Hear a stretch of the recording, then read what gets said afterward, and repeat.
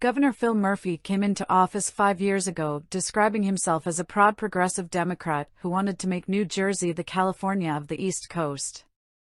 His policies have frequently followed suit: a higher minimum wage, a millionaire's tax, legal marijuana, stronger gun safety, and abortion rights laws. All things that burnished his reputation as one of America's most left-leaning governors. But in the wake of Murphy's most recent State of the State address, a speech designed to lay out his agenda a year into his second term, some of the progressive advocates who have long supported him say they're disappointed. While Murphy has long faced criticism from Republicans as being too tax-happy and liberal, several leaders in his base are voicing concern like never before that the term-limited governor is now veering toward the middle, along with Democrats who control the state legislature, and shying from the progressive vision so prominent in his first 4 years. Glaringly, many allies released critical statements after his address, while frequent critics issued press releases praising his focus on business and crime. This is the time for bold ideas that will make lasting changes for generations. That is what a second term should be, said Heenal Patel, Law and Policy Director at the New Jersey Institute for Social Justice. We're not seeing it, which is why there is a little bit of a concern. Is he moving more centrist? Or is it just a matter of not thinking boldly? This comes as Murphy is considered a possible presidential candidate if President Joe Biden, a fellow Democrat, doesn't run for re-election in 2024. Plus, all 120 seats in the legislature are on the ballot in November, 2 years after Republicans shockingly gained 7 seats. Observers note that's a recipe to seek refuge near the center lane. After all, Democrats appeared spooked after the 2021 elections. While they did enact more gun laws and wrote same-sex marriage and abortion rights into law last year, Murphy and top lawmakers also spent much of 2022 trumpeting a broader message of making New Jersey, home to the nation's highest property taxes, more affordable.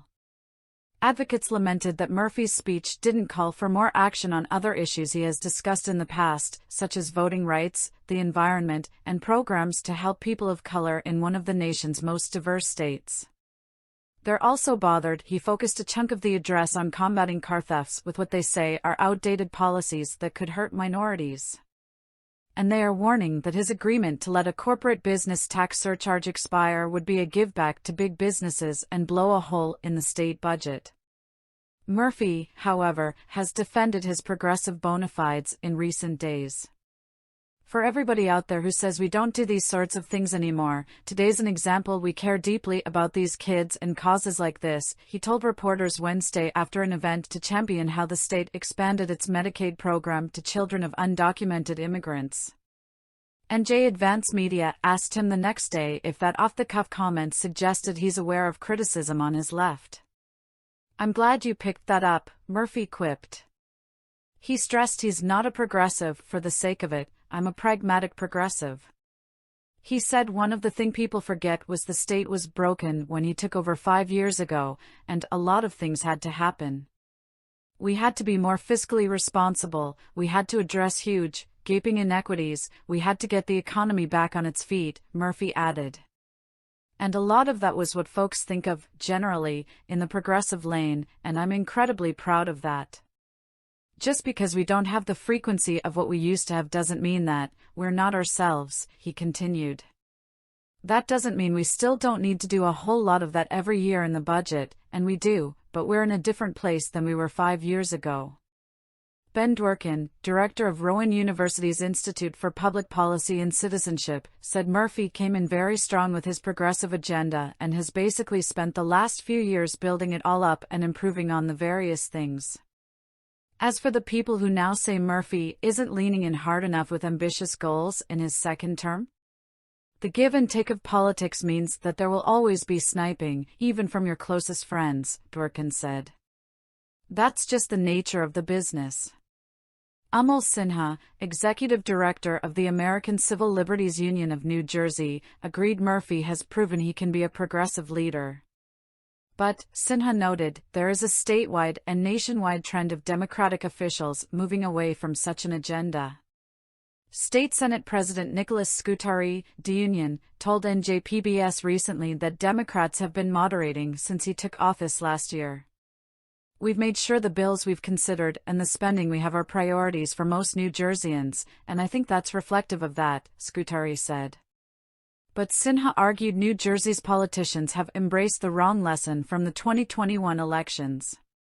Instead of focusing on general, moderate issues, he said, they should extol progressive values that make the state more welcoming. "I think we'd see a lot more voters wanting to turn out for folks who lead with values," Sinha said. He added he'd like to see Murphy and lawmakers resist the fear-mongering policy of increasing penalties for car thefts, saying they would disproportionately harm people of color. Sinha instead wants to see a better, data-driven approach to crime. Meanwhile, Jeff Tittle, a longtime environmentalist activist, bemoaned there were only brief mentions of the environment in Murphy's address. That echoes the disillusionment many environmentalists have expressed with the governor in recent years, saying he hasn't done enough to fight climate change despite unveiling and installing several policies on the issue. "You saw a lot of lofty goals and rhetoric at the beginning," Tittle said. "Instead, we've gotten a lot of lip service." Peter Chen, a senior policy analyst at left-leaning think tank New Jersey Policy Perspective, said a big issue is Murphy letting an increase on the state's corporate business tax expire. Supporters say it will make the state more attractive to companies, and Murphy said he's sticking by a long-standing deal with lawmakers, but Chen argued it could possibly be $1 billion tax cut for the most profitable businesses in the state. At the same time, Chen decried that some of Murphy's big achievements, helping middle and working-class families, more school funding, expanded pre-K, the earned income tax credit, have sort of fallen into the rearview mirror. "The issue for us is less about what is progressive," Chen said. "You can claim these things are progressive or moderate, but who is benefiting the most from this? Those who need it or those that already have help?"